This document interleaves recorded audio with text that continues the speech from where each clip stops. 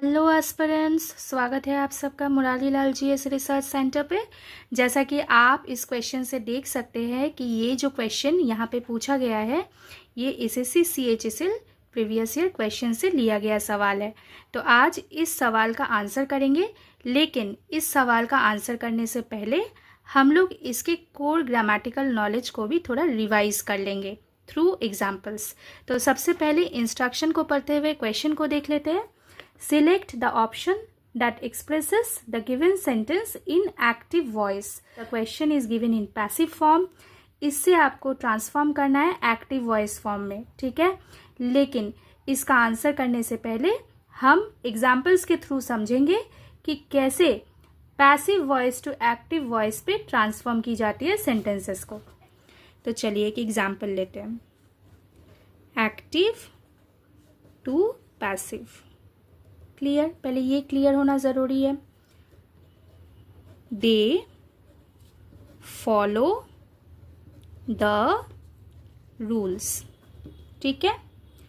This is subject. Active voice form पे जो statement दी गई है, this is the subject, this is the object, ये ऑब्जेक्ट है, क्लियर। एंड ये वर्ब।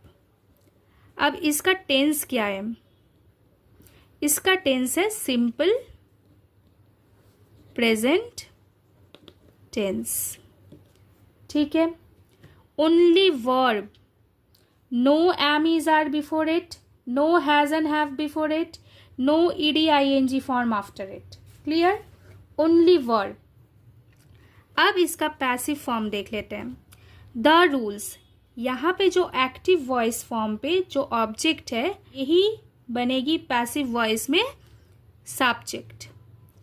द रूल्स, ठीक है। कितने रूल्स के बारे में कहा गया?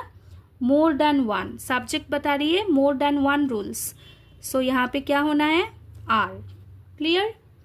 फॉलो का V3 फॉर्म क्या है? Followed, clear. V1, V2 and V3।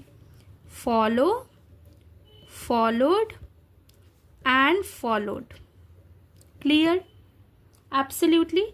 The rules are followed by, they से क्या बना? them, clear। they से them बना, ठीक है। we से us बनती है, ओके। मैंने इसका एग्जाम्पल क्यों दिया? Because this is related to our question. The rules are followed by them, so passive में चेंज हो गई।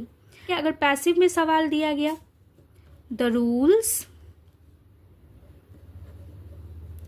आर फॉलोड बाय हिम, ठीक है। The rules are followed by him. तो पैसिव में जो ऑब्जेक्ट है वही एक्टिव में क्या बनेगी? सब्जेक्ट। सो हिम से क्या बना? ही, ठीक है। अब ये आर फॉलोड, आर तो हट जाएगा क्योंकि एक्टिव में ओनली सिंपल प्रेजेंट टेंस का वर्ब अप्लाई होगा। ही फॉलोज, ठीक है। एज पर सब्जेक्ट हम लोगों ने फॉलोज किया, ठीक है। द रूल्स, इस पे पैसिव में जो सब्जेक्ट है वही ऑब्जेक्ट बन रही है एक्टिव में। ये पॉइंट बहुत ज़रूरी है कि जब कभी भी हम लोग एक्टिव टू पैसिव चेंज करते हैं, मतलब ट्रांसफॉर्मेशन करते हैं सेंटेंस की विदाउट चेंजिंग द मीनिंग, तब हमें एक पॉइंट याद रखनी चाहिए। वो पॉइंट क्या है कि टेंस को हमें ज़रूर देखना है। यहाँ पे इन दिस क्वेश्चन टेंस क्या है? टेंस आपका है simple present tense, okay. Tense आपका है सिंपल प्रेजेंट टेंस। और सिंपल प्रेजेंट टेंस पे हम लोग क्या करते हैं? सब्जेक्ट के हिसाब से या तो एम, नहीं तो इज, नहीं तो आर को अप्लाई करते हैं और V3 को अप्लाई करते हैं किस पे? पैसिव फॉर्म पे, क्लियर। इसे आपको याद रखना है। और इस पॉइंट को आपको क्यों बताया गया, चलिए क्वेश्चन को देखते हैं। देखिए क्वेश्चन में क्या पूछा गया, an inquiry is demanded by us, ठीक है, तो ये पैसिव फॉर्म है, ठीक है। इंस्ट्रक्शन हमें क्या कहती है, पैसिव से एक्टिव वॉइस पे हमें चेंज करनी है। देखिए अब पैसिव क्यों है, देखिए इज है ना, as per subject, this is subject. अब सब्जेक्ट के हिसाब से जो कि यहाँ पे एन इंक्वायरी मतलब एक ही इंक्वायरी के बारे में कहा गया, नॉट मेनी इंक्वायरीज, ओके, तो इसलिए हम लोगों ने यहाँ पे ईज को अप्लाई किया। देखिए क्लियर, सब्जेक्ट के हिसाब से ईज को अप्लाई किया गया। यहाँ पे एम इज आर में से किसको अप्लाई किया गया, ईज को अप्लाई किया गया एज पर द सब्जेक्ट, ठीक है। And demanded is the V3 form of demand, clear, absolutely. अब इसे एक्टिव वॉइस फॉर्म पे चेंज करते हैं, ठीक है।